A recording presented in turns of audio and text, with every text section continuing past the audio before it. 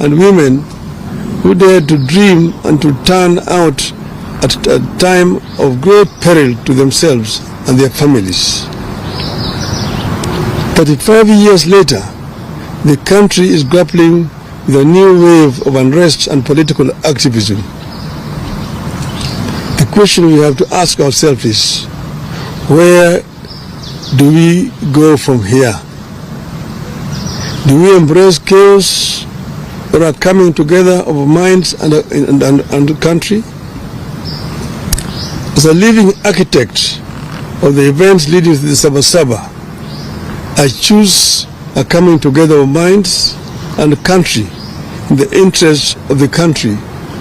I long fought for its progress, stability, and prosperity. The most important struggle taking shape in our country today is the struggle for good governance, economic opportunity, and equality. The biggest challenge facing Kenya today and into the foreseeable future is how to expand economic opportunity and lift particularly young Kenyans out of poverty, exclusion, and unemployment. Kenyans are yearning for programs and leaders that prioritize economic inclusivity, social justice, and political freedom. There is no doubt that the country is yearning for legislation that makes our institutions more responsive, programs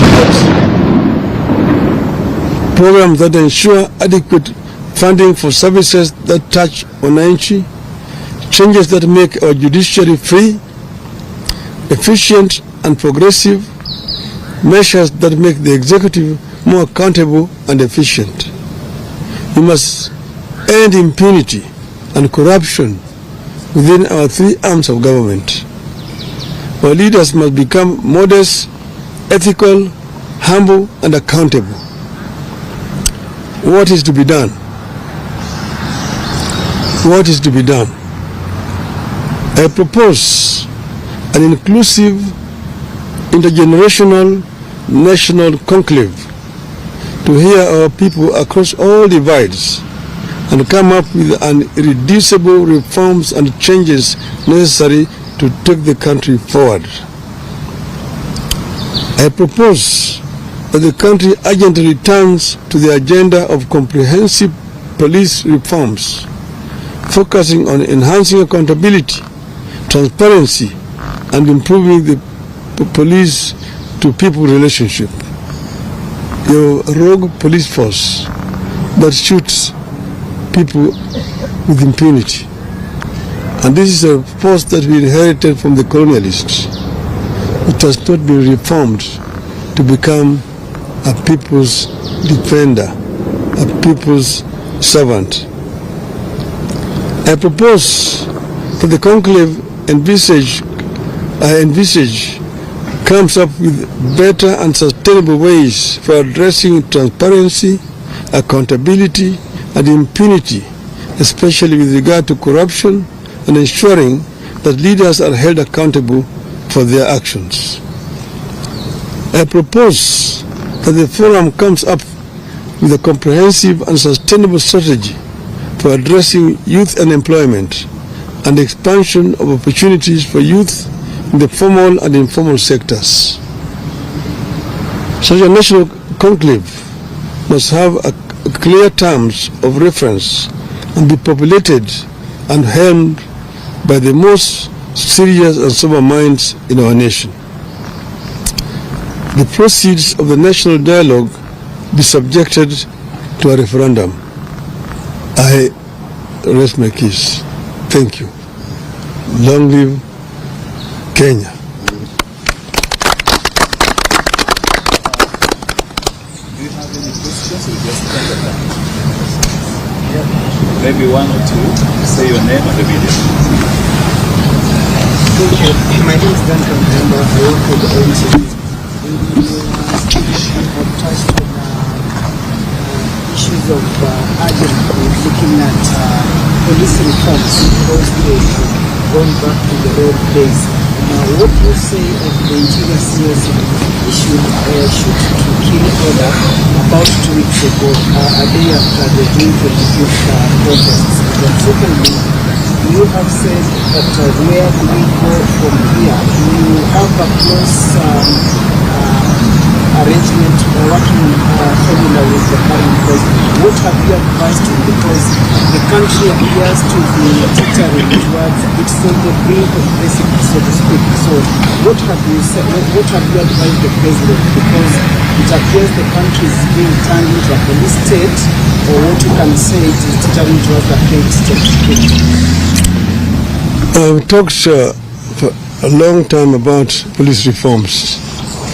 Not just this time, not only with regard to this regime, in the regime before it, even one before that other regime. I've said that, we inherited a colonial police force.